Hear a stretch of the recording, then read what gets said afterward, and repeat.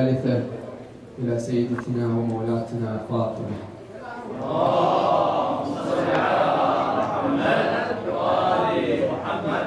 أعوذ بالله من الشر الشيطان الرجيم. بسم الله الرحمن الرحيم. الحمد لله رب العالمين، وصلى الله على سيدنا وحبيبنا أبا القاسم محمد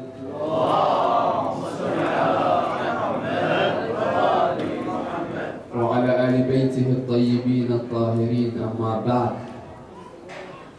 Respected scholars, elders, brothers and sisters, Assalamu alaikum wa rahmatullahi wa barakatuh. In the process of the last 2 nights, we touched upon the ideas brought forth when looking at Karbala and the incidents that led up to Karbala. And inshallah we'll continue with it for today, inshallah, because one of the main things that Imam Hussein stood for in the 10th of Muharram is to show us all how to differentiate between good and between evil, between what Allah wants in a character and by what Allah does not want in a character. And inshallah that topic for tonight will be role models, brothers and sisters, and the idea that how did Imam Hussein try to show us the differences within particular personalities in history.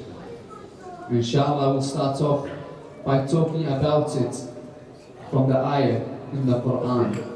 Number 1. Number 2, we'd like to look at the ayah and look at two characteristics of that ayah of what makes a person a Sahaba or a companion of the Prophet, and try to see what kind of characters did particular personalities in history have, and did they have these characters or did they not have these characters. We're going to look at Ali ibn Abi Talib in a couple of battles, inshallah. And I want to look at after that how Imam Ali alayhi salam came to be the guardian of Imam Hussein and what he taught him, inshallah. We'll start, but before it, the loudest of salawat ala Muhammad wa ali Muhammad. اللهم صل على محمد وآل محمد. As we stated earlier in this week, that the character of a person that we will learn is the free thinkers, is what we aim for. To think freely. And inshallah we will gain from Imam Hussein's example. And the idea of Sahaba, a clear verse in the Quran after stating that the Prophet of Islam is none other than the Prophet Muhammad sallallahu alayhi wa sallam, states the companions have two characters. One, they are firm against the disbelievers. Ashidda al-kuffar. Firm against the disbelievers. And then it says what? It says ruhama'un baynahum. They are merciful towards one another. Now look at the first topic. We want to look at how characters were firm against the disbelievers in history. And not only the disbelievers, but between their own family members. We want to look at particular personalities. First and foremost, in the battles. In Badr, we find Ali was in the front lines. But I want to bring the attention to the second battle in Islam, the Battle of Uhud. And many of you know what happened in Uhud. I want you to look at what happened when everyone left the mountain on that day. Islam was at its peak, just starting to grow, and you find a rumor, and Hamza dies, and everyone left the Prophet on the mountain. Narration says one man stayed, a woman, that's the embarrassment. That's a woman that was helping the people, patching their wounds, stood up where all the men left, and a woman was therefore fighting for the Prophet of Islam. And Ali ibn Abi Talib, when he went home today, the Fatima alayhi salam says, I patched 64 wounds on the body of Ali ibn Abi Talib from that battle. 64 wounds. Firm against the disbelievers. The irony is what? One of the people, I don't want to mention his name from the pulpit, he narrates something in the Battle of Uhud. He says, I thought I was the first to run away from the battle after hearing that Hamza died. He says, I'm running, there's no one in front of me, but in a distance, I see a horse of a very renowned figure in history running before me. And it's ironic that this person later became in a chair of power. And this was the firm against the disbelievers. In Khaybar, it's a beautiful story, but before it, Khandaq, Amr ibn Abdawid. This is a beautiful story because the Muslims were tested on this day. When he came, because the attack was from inside Medina, because their own people that lived amongst Medina helped Abu Sufyan get into Medina because he had a particular figure with him in the army that was worth 1,000 at the time. That's what he was known by. He was worth 1,000 men. Now the backstory was that many people attacked his village, this Amr. And he single-handedly at a young age fought off these people, and narration say he used to wrestle with lions. So imagine what kind of bravery this man had. So of course, when the people in Medina heard of this, he says, of course, well, as long as you finish the prophets off, they're not a problem. Come from outside of the Medina and attack the prophets. Now in that battle, Amr comes. Now look at what Amr says to the Muslims at the time. He says, will no one approach me on one-to-one combat? Will no one approach me? He says, if what the Prophet is saying is true, then if you kill me, you attain paradise. And if I kill you, you also attain paradise. Then what do you fear by facing me? What do you fear then in facing me? Now look at this. Muslims were tested here because the Prophet came in the ranks and he says, who shall come forth and fight Amr? Who shall come forth? Everyone. And the narration says what? The narration says it's as if a bird was nesting on their head. Now imagine how still you have to be for a bird to stay on your head and not fly off. That was the Muslims at the time. And who would come forth? Ali ibn Abi Talib. He says, let me, Ya Rasulullah. He says, stay. This is Amr. This is Amr. A second time he says, who will face Amr in one-to-one combat? I guarantee paradise. Again, the only person to come out was Ali. He says, Ali, stay. This is Amr. And a third time, so no one can say that in narrations there was other people that came forth to fight Amr. On a third occasion he says, what? Who will fight Amr? Imam Ali comes forth. He says, Ali, this is Amr. He says, and I am Ali. He says, I am Ali. So he gives him his battle garments and he goes forth. Now look at the strike, the hadith that says that the strike of Ali that day is worth what? It says worth the ibadah of the taqaleh. Imagine, that's jinn and ins until the day of judgment. Why is it of the utmost importance?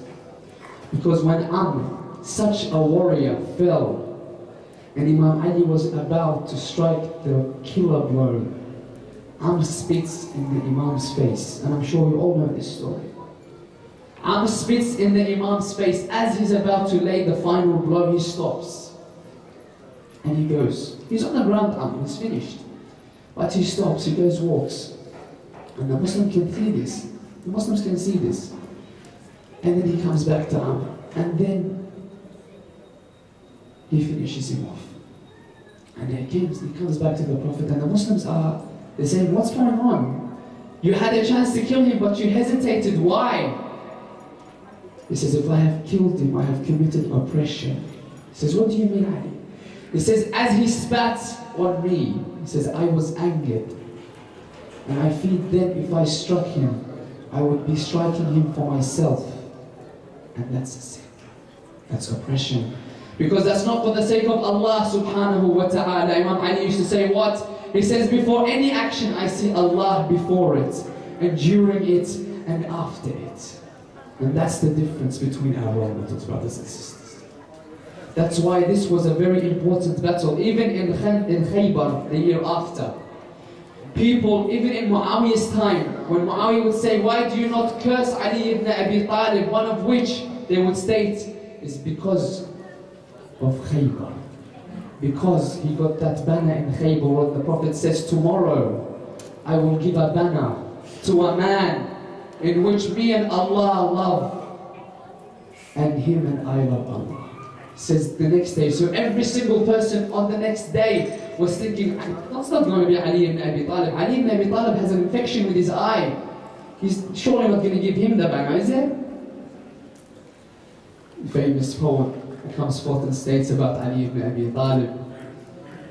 He says, وَلَهُ فِي يَوْمِ خَيْبَرَ فَتَكَاتٌ كَبُرَتْ مَنْظَرًا عَلَى مَنْ رَآهَا يوم قال النبي إني أعطي رايتي ليثها وحامي حماها فاشرأبت أعناق كل فريق ليروا أي ماجد يعطاها فدعا أين وارث العلم والحلم مجير الأنام من بأساها أين ذو النجدة الذي نودعته في السماوات مروعة لباها فأتاه الوصي أرمد عين فسقاها من ريقه فشفاها وأزال بابها بقوة بأس لو حمتها الأفلاك منه لأفناها صلوات. اللهم صل على محمد وآل محمد.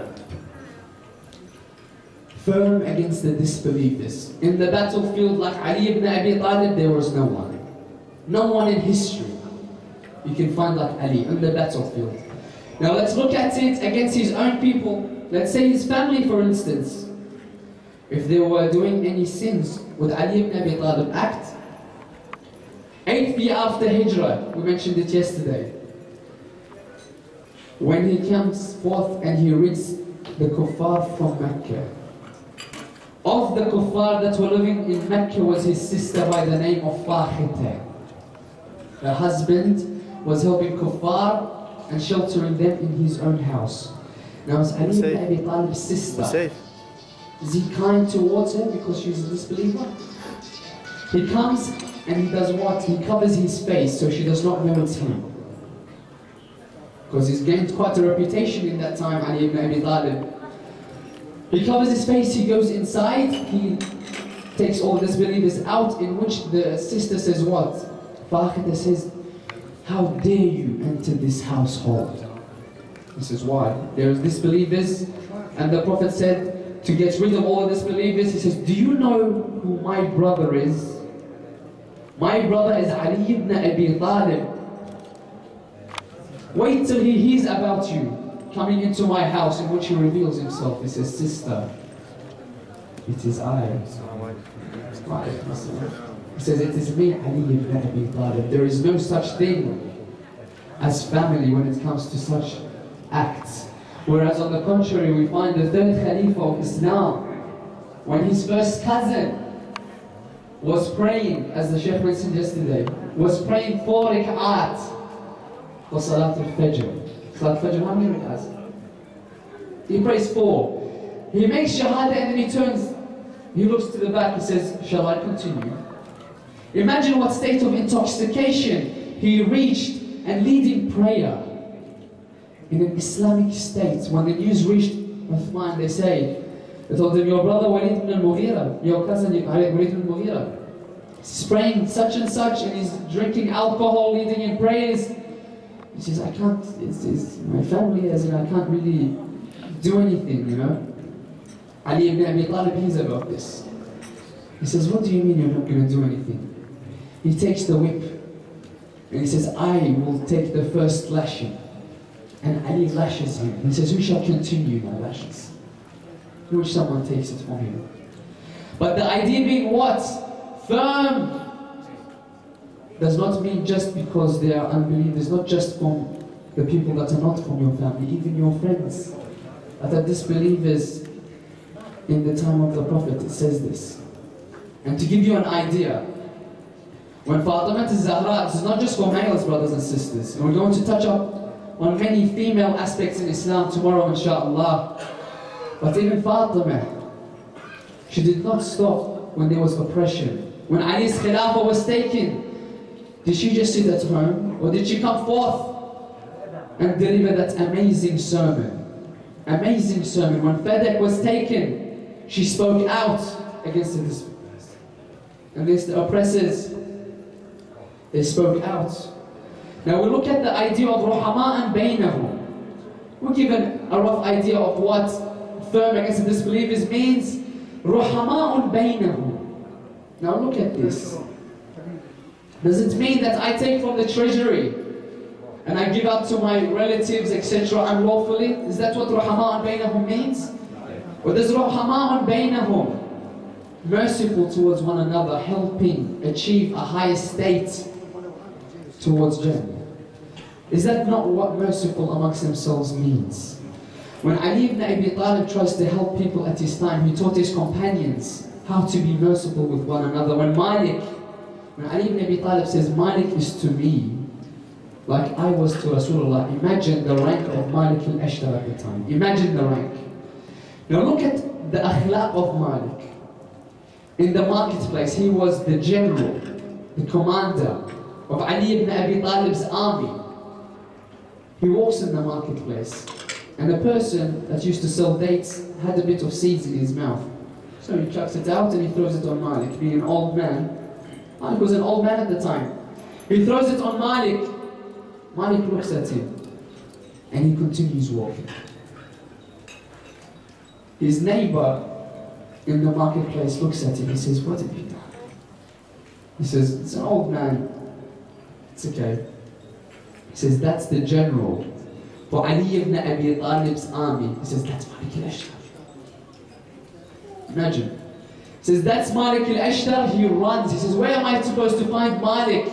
He says, you will find the ashab of Ali ibn Abi Talib in the mosque at this time. He runs to the mosque. He sees Malik praying. He waits till he finishes. And he rushes to his feet. He says, Malik, I am sorry. I did not know it was you. I am sorry. It's as if it's a good act if it was anyone else. He says, I did not know it was you. He says, it's fine.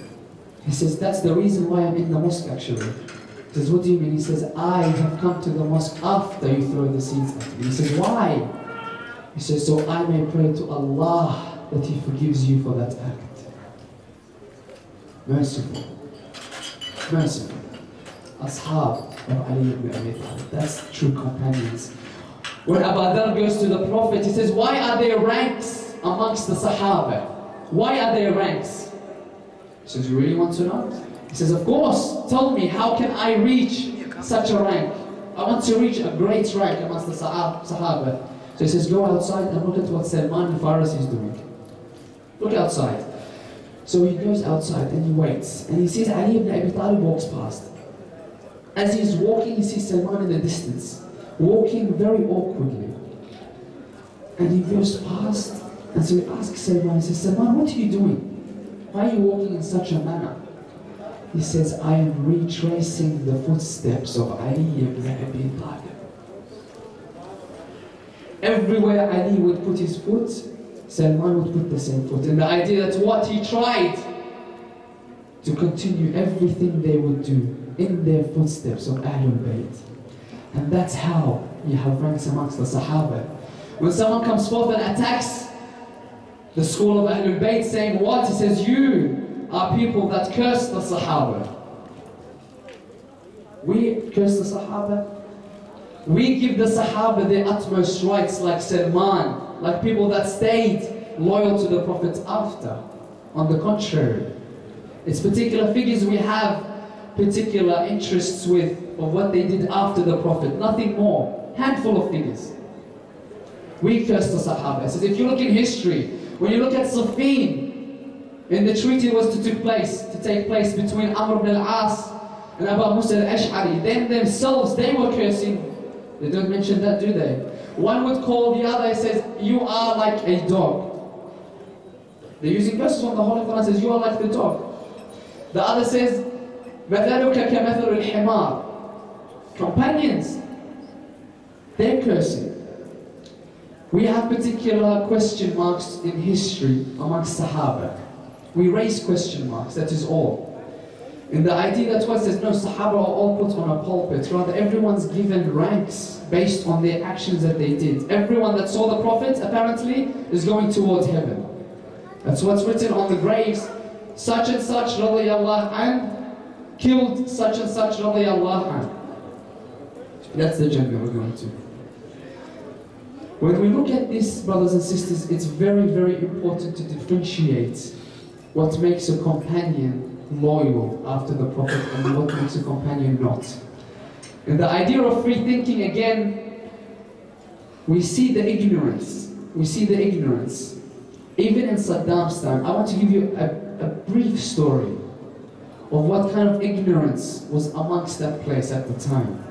There was a sheikh that was on a pulpit in Iraq, and he was saying a story in reference to an ayah in the Quran, saying, "Tabbat yada abi lahabin wa tab."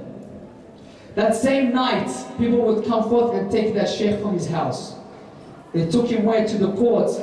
They said, "Sheikh, how dare you do such an act?" He says, "What have I done?" He says, "You cursed the Arabs." You know, Saddam was very big at the time. Very big on cursing Arabs. He says, "You cursed Arabs." He says, "I've done no such thing." He says, "Sheikh, were you not at the pulpit when you said, Tabbat yada abi lahabin wa tab?" He says, "This is the ayah from the Holy Quran." He says, "Is Abu Lahab an Arab?" He says, "Yes." He says, "Then you have cursed the Arabs." He says, "This is an ayah from the Holy Quran." Look at the ignorance. This is an ayah from the Holy Quran. You find that same sheikh was later done what? They executed him for saying what? For saying an ayah from the Holy Quran. Cursing Arabs. And that's the same ignorance that's passed through generations, misinterpreting the Quran and misinterpreting the message of the Prophet. When you find these stories amongst many, you begin to think to yourselves, what kind of ignorance is in society, and how we are blessed to have the message of Islam. How we are blessed to have such particular figures in society. Going back to the mercy, we look at Ali ibn Abi Talib at an old age, when he takes Qambar with him. He takes Qambar through the mosques, and Qambar looks at him. There was someone reciting Quran. He says, "What a beautiful voice this man has. What a beautiful voice." Imam Ali looks at him and says, "Do not let that voice deceive you. Do not let that voice deceive you." He says, "Why?" He says, "Remember his face." And we find in Nahrawan, as Imam Ali fought the Khawarij, he took Qambar with him. In the war zone where everyone's bodies lay. And he says, "Qambar, do you remember that person?" He says, "Yes." He says, "That's the person you said his voice was so amazing." He says, "Look at him." Do not let appearances or the way someone talks fool you, brothers and sisters. When the Prophet says that there will come a time where the Quran will only reach towards the tongue and nothing more, that's what he meant. The Khawarij were the same people that used to pray in narration Salatul Fajr with the wudu of the Maghrib prayer. So you can imagine how much they were in ibadah. But did that mean anything? Did they understand what Islam was? Did they understand what the Quran stood for? We can clearly conclude by looking at the event that took place in Nahrawan. Clearly. Now taking that into idea, let's look at the characters that Imam Hussein alayhi salam in his story tried to show us. The characters such as Yazid. When we look at the books of our brethren or other schools of thought, there is a scholar by the name of Ibn al-Hajar in his book As-Sawa'iq al-Muhriqa. He says, "I have concluded that Yazid is one of three, and only one of three." He says, either he is a fasiq, or a fajr, or a kafir. One of three. That's not from the Shia books. And look at this narration, brothers and sisters. This is from another book, from our brother's school of thought. This person is called Ibn al-Kathir. First one is what? Ibn al-Hajar. This one's Ibn al-Kathir in his book Al-Bidayah wal-Nihaya. He says, "I have concluded through my studies that Yazid likes the following. Now let's look at the following. Let's see if there's any positives of the character of Yazid. Yazid, he says, liked to have alcohol in his palace. And not any alcohol. He says the best of alcohol. Every ingredient was taken from a different continent. He says that's one. Character of Yazid. He says two. He says he likes to watch animals fighting. Which animals? He says he likes to look at frogs fighting. I don't know what the interest in that is. But frogs fighting. He likes to see monkeys fight, and he likes to see bears fighting. This is the Khalifa. The Khalifa. Such people ruled in the Islamic Empire after the Prophet. Furthermore, he says this person, this is a very interesting one, he says he likes to be in a gathering where there are men or boys with no facial hair. I'll let you understand that one. He says furthermore, he says he likes to see monkeys ride horses. I want to bring your attention to this point. Yazid had a monkey by the name of Aba Qais. He had a monkey. This monkey used to ride the horses. This is the amazingly sad part. This monkey, when he was riding horses, one day he fell, he hit his head and he died. Now what does Yazid do? 3 nights he wore black and he had majlis qaza. For who? For his monkey Abu Qais. And he goes and kills who? Sayyid al-Shuhada. Yazid. Character that's revered in history by particular figures. Look at the character of a person that they call Amir al-Mu'mineen at the time. And people still till today look at him and say, Radiyallahu anhu. Radiyallahu anhu. What has he brought the religion of Islam? When we look after he has killed Imam Hussein alayhi salam, he goes to the Kaaba and he burns it. And yet still they say, Radiyallahu anhu. Radiyallahu anhu. But the stance that Imam Hussein took was to show what? Is to show you what kind of character Yazid was. Is to bring our sights, to bring the knowledge of what was true on this earth and what he stood for and what the revolution of Imam Hussein means for us as individuals in this very room right now. And this is what we have to take from this, brothers and sisters. The figures that we follow play an important role in our lives. Because when we look at the Sahaba, when someone says, that is my role model, and they say, it's okay. Because why? Because he had a little bit of faults. He had a little bit of faults, but he was completely good otherwise. Particular figures in history that sat on the throne of Khilafah. We say no. He says because that little area in which he was bad lets you think that it's okay for me to be bad. When a white paper has a dot, do you look at the white paper or do you look at that dot on that paper? When water is clean, different when you put a little bit of dirt in that water. Does it still become clean water? He says, but they were Muslims. Say, they were Muslims. At the end of the day, I say, yes. They prayed, they fasted. But do we have a great example of someone that was great in prayers for a long time, and then at the end of his time, he's put in Nar, in Jahannam? We don't look past Iblis. As in, did we pray more or did Iblis pray more? 6,000 years in narrations he prayed. In another narration it says 6,000 years was one of his sujood. What did he do? What was his great sin? When Allah said something, he opposed. He opposed. When the Prophet said something and someone opposes, is it within my idea to say that that person is wrong? Of course it is. To go against